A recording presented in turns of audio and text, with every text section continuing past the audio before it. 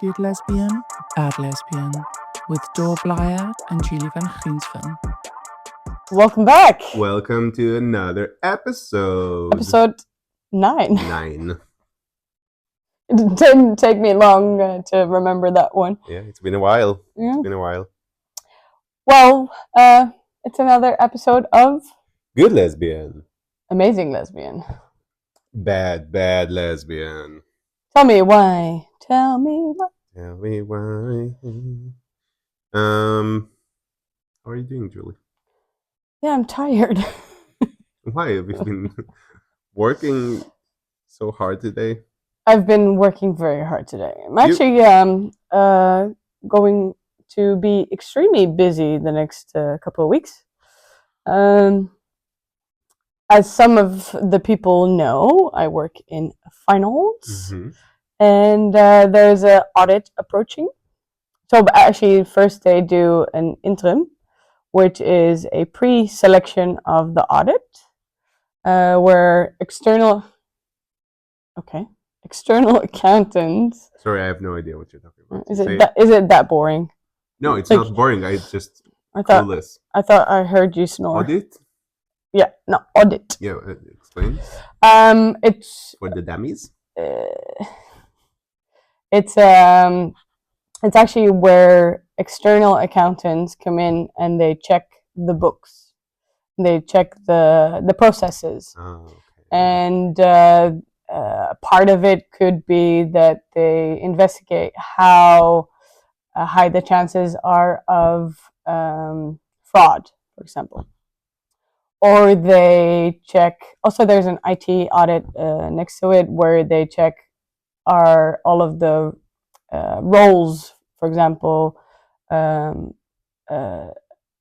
accordingly. So it's, let's say you are someone from customer service, would you then be able to just refund someone any amount, or would you be able to put a fake order in the system and then give me my money, even though I never actually pay for it? So every once in a while they check.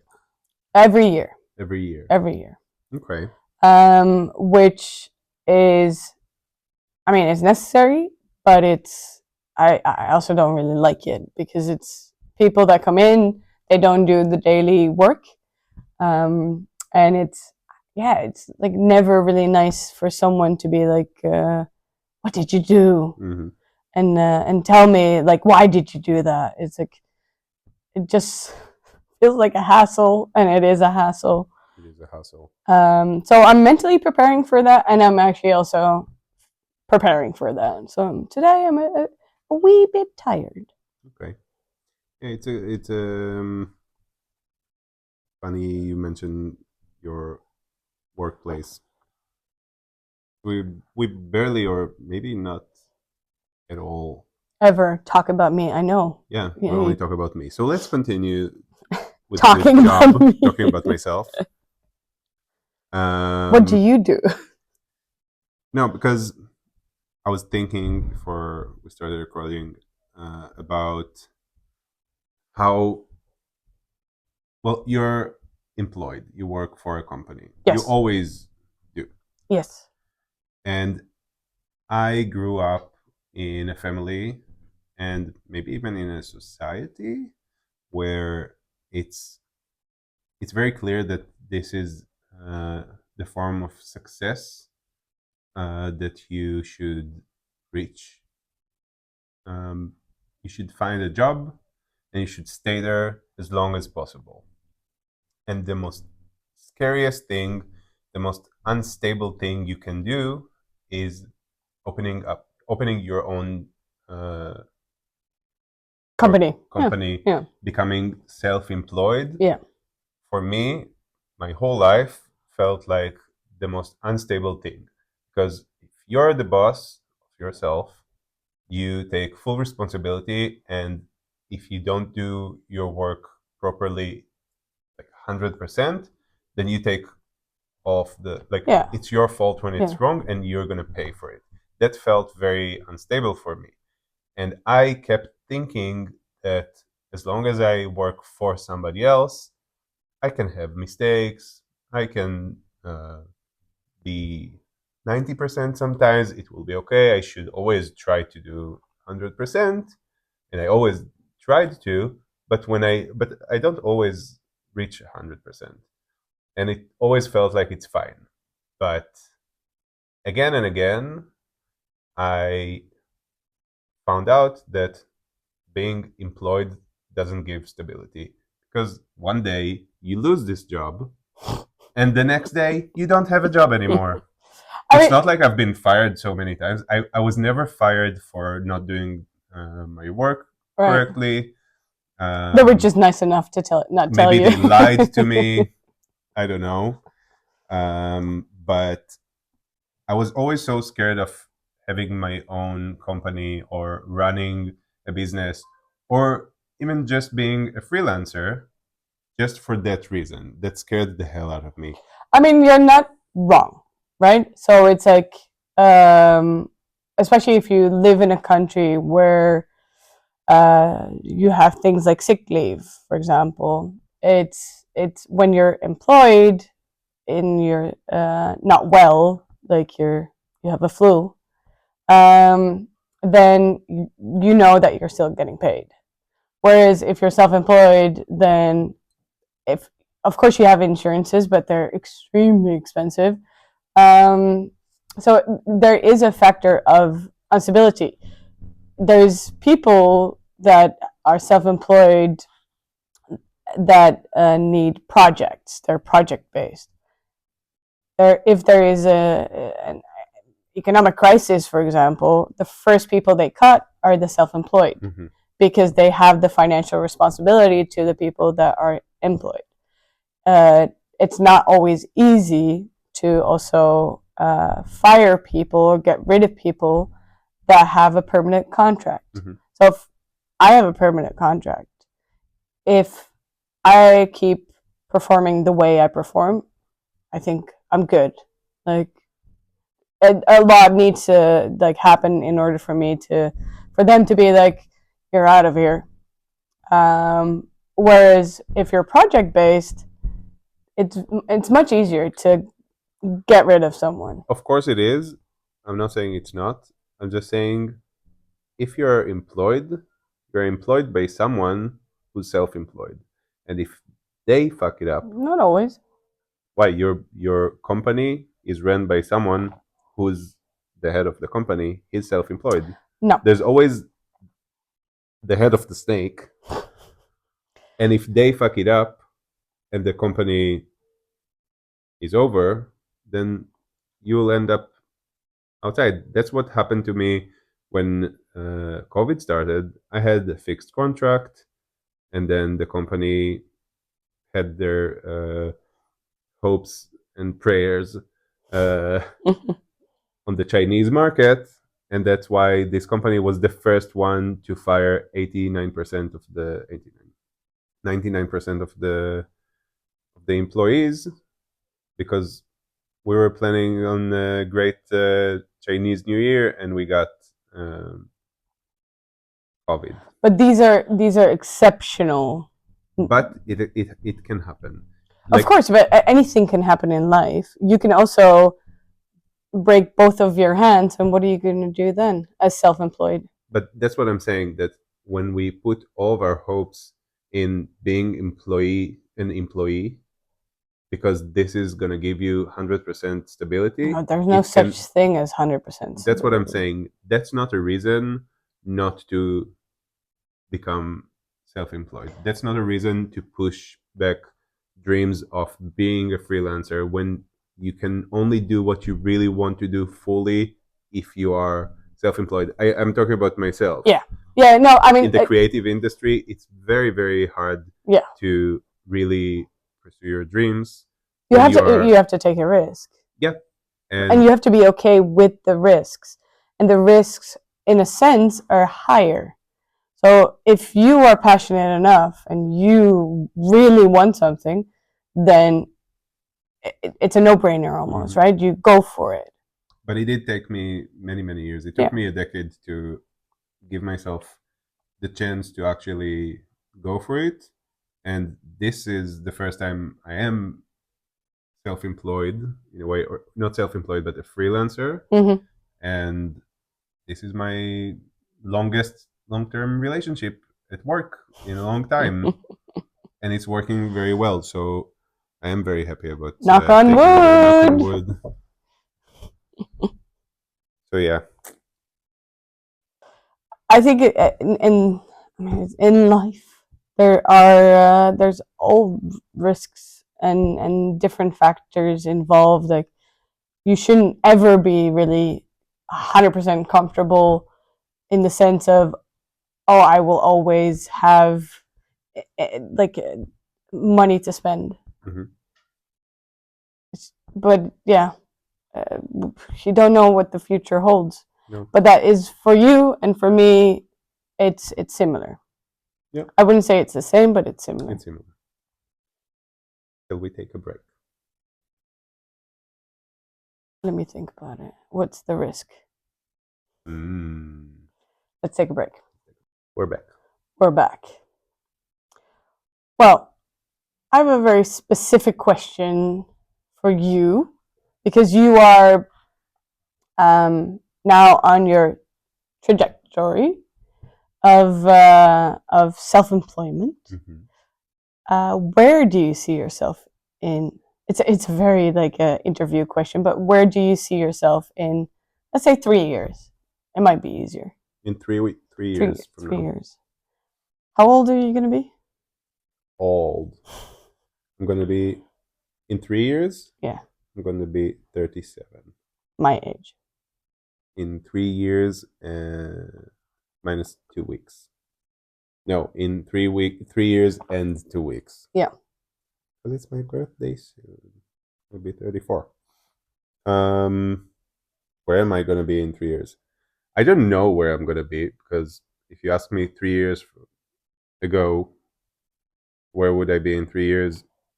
The last thing I would suggest is running a shop and being self-employed, doing my thing. But here I am. So I have no idea, but I have. You have a dream? I have a dream. Yes. I mean, best case scenario. No, best case scenario is boring. Best case scenario, I'm a multimillionaire and I'm an artist. But who cares? Who cares about my dreams? I want to think of something realistic, and if I had to think realistically, if this shop, this space became a huge success with people coming here, I mean, let's think not so crazy. There's a shop really across the street from us, a bookshop. It's called Sans Serif, and whenever friends of mine from all over the world who are designers come to Amsterdam, they always ask me if I know about this shop, and I'm always so happy to tell them, yes, of course I know this shop. I'm a friend of the owner, and it's across the street from my shop. This is the level of success that I want for this shop. Yeah, I want people to come visit this shop when they travel to Amsterdam. They've heard about it. Yes, I want this situation here to be an international success. I'm not saying that it's going to become like, I'm not talking chains and why not? Because that's not. Go for it. That's also not what I want. Go, girl. It's also not what I want. That's not what I want. I think I'm gonna lose my. I'm gonna lose the charm of this place. I think there's other ways to make money. I would love to make a lot of money from this shop in 3 years from now. I believe in the concept of this shop. I believe it can make money. I'm not talking about becoming a Zara of art. That's not what I'm doing. No. But and also this whole space is about local artists. It's all about small businesses. I cannot promote this place as a place that helps you buy from small businesses if it will become a huge chain. There's other ways to make money out of it, and I'm all for making money. And besides money, what is the legacy? Stability. I want this thing to create stability for me, for myself. I want to be able to say that I know I'm going to be here tomorrow. Talk about 3 years from now. In 3 years from now, I want to be able to say that the default is that in 3 years from now, which is like 6 years from now, this is still a successful business. That's what I want for myself in 3 years from now. And I do want to see myself here in this shop in 3 years from now. Yeah, I think that's actually quite a nice thing. I think, So wish for yourself. I think if you asked me years ago when I used to work for other companies, when I was employed Mm-hmm. and not self-employed, if you asked me where are you going to be in 3 years from now, where do you want to be in 3 years from now, I would think of the next step. I want to be in a bigger company. I want to be in a higher position in the company. Yeah. I let go of those ideas and dreams. I want something to actually work. It's almost like I'm combining my parents' point of view of success in business with my current point of view. Like, I want to be able to say that I work in this one place for a long, long time, but I want to see a gradual Uplift. yes. Yeah, I think as a financial person, I think that is the most important thing, is that the foundation is set and that there is stability and that you are right about that it needs an upward growth every year, and that's also something to have a goal. I think, me personally, I think goals are very important to me, and I think it keeps me very like driven. It's not that I want a different job title. It's not that I want a bigger team. I'm also not salary based, so I could make a higher salary somewhere else, Mm-hmm. but it's probably not something I want to do. Yeah, you choose to be Poor. No. not poor, but you chose to be in fashion. Yes. And not in a huge company. Yeah. That's a choice. You could easily find yourself in a much better quotes. But it wouldn't give me everything that I want, because, for example, I have a huge interest in IT. Mm-hmm. I get the opportunity now to grow with finance and IT and AI, and with bigger companies that will they have a special person for that, and they have a special person for that, and it's like everyone sticks in their lane. That's not me. I love the fact that I can just be like, hey, what are you doing? Tell me about it. Like, oh, that's so interesting. Do you need help? Like, have you ever thought about this? Like, like, it can give you so many things if you take a step back sometimes and just look at, okay, what do I want? And within stability, you can really look around and be like, okay, this is a goal I want to pick for myself, and this is maybe a new artist I want to like have in the shop, and this is an art show I want to do, or I think stability is such a beautiful thing, and I'm happy you mentioned that that's like a goal besides making money. Yeah, I think more than anything, I want, well, more than stability, I want growth, and not. I don't want goals. I don't want a new, better other opportunity. I want to create opportunities within the company, within my space. You ask me where I'm going to be in 3 years from now. I want to be in this physical space, but I want this space to go through so many different phases that in 3 years from now, you might not recognize it.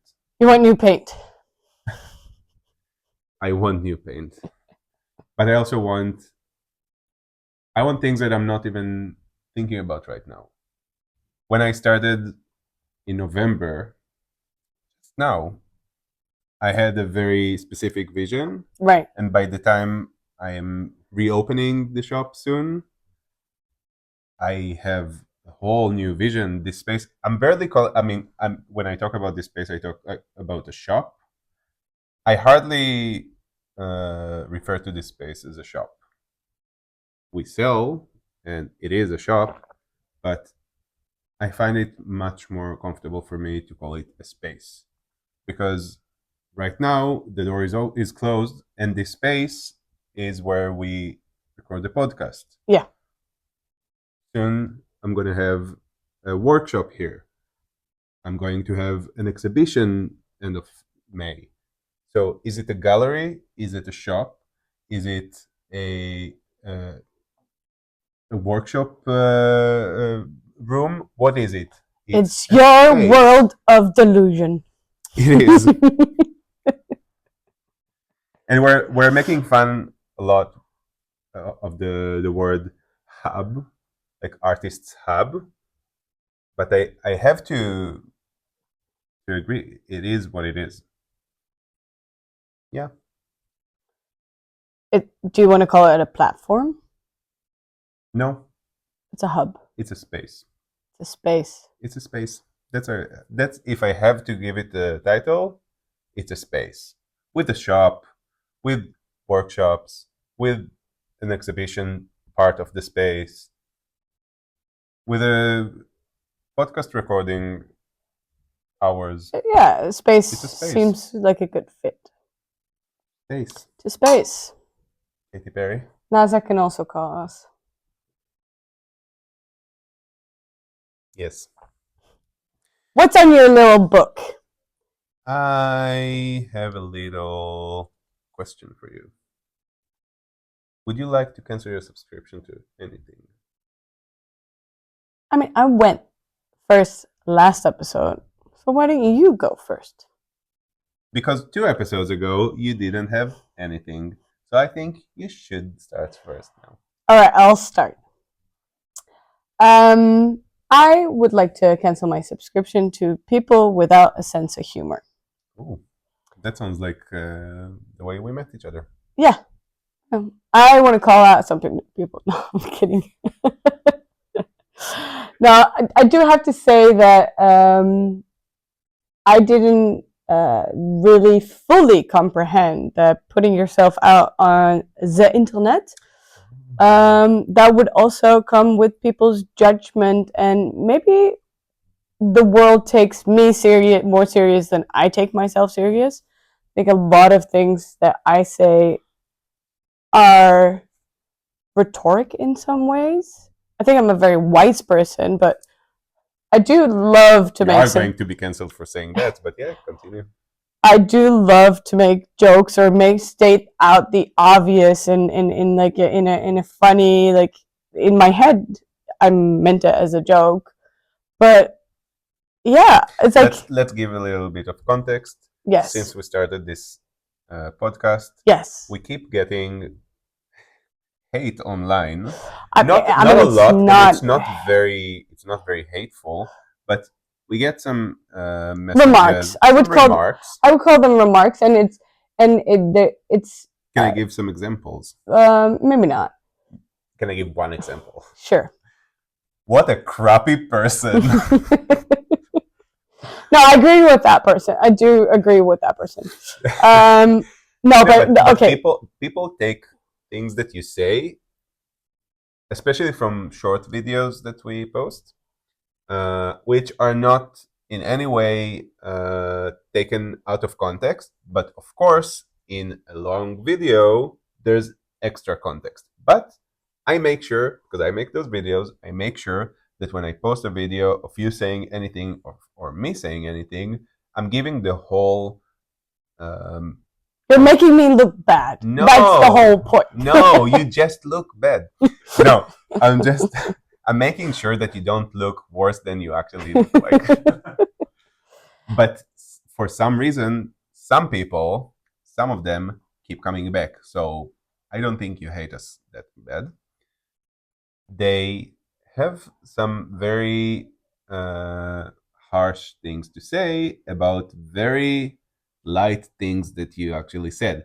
And to be honest, I was quite jealous for a while because only you got all this fucking hate online. And I know that when the haters come, fame is on the way. And finally, 2 weeks ago, I got my troll saying that someone should have stopped me from putting it out there, it out there. And I was like, well, I'm doing it. So if I didn't stop myself, no one is gonna stop me. Exactly.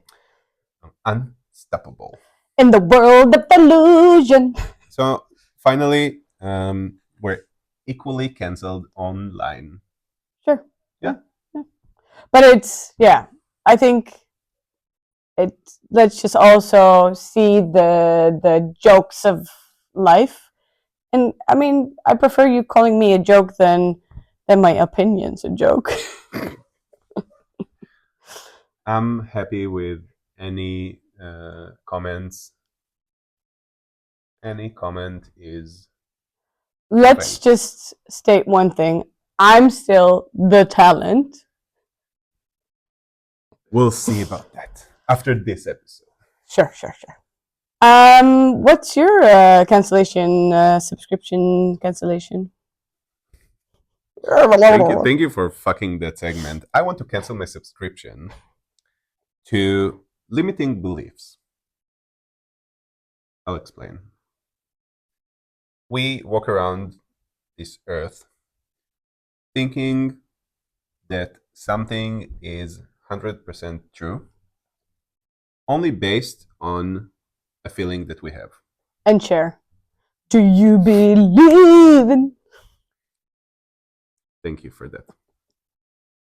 But so many times we believe very strongly in something just based on a hunch, just based on a feeling, just based on something we might have heard when we were younger, and it stuck with us, and we live our life working accordingly. What's your belief?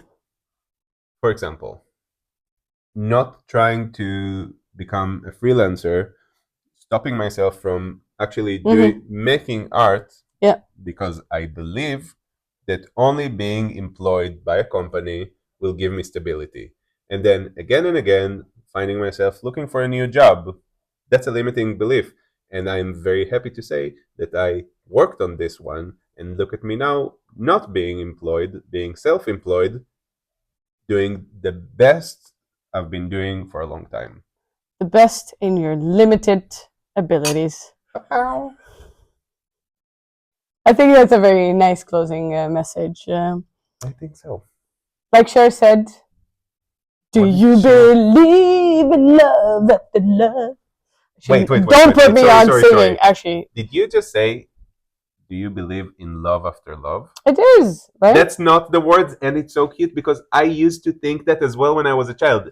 Do you believe in life after love? I think you might be right. I really don't think. Yeah, no, you're right. Snap out of it. Next week, we have a surpresa. We have a surprise for my birthday. Next week, it's going to be my birthday episode. And we're going to have a guest. I hope so. I hope so, too. I will be very disappointed. Disappointments are part of life. That's all I want for my birthday. Thank you, Dimi. Thank you. Thank you, Anen. Ta-da. Thank you, Julie. Thank you, Dor. You're more than welcome. Thank you. Hit the like button, share, tell your friends about us, subscribe, Send this to share. send this to share. Ciao, ciao. Ciao.